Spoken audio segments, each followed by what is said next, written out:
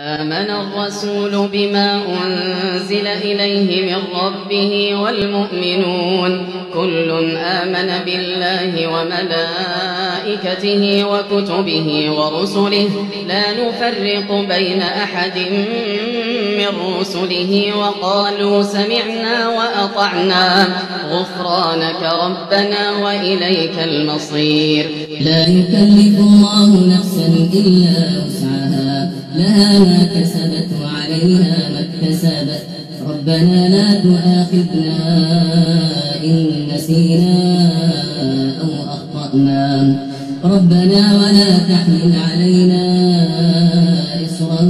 كما حملته على الذين من قبلنا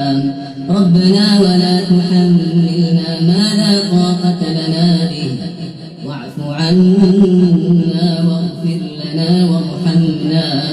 أنت مولانا فانصرنا على القوم الكافرين.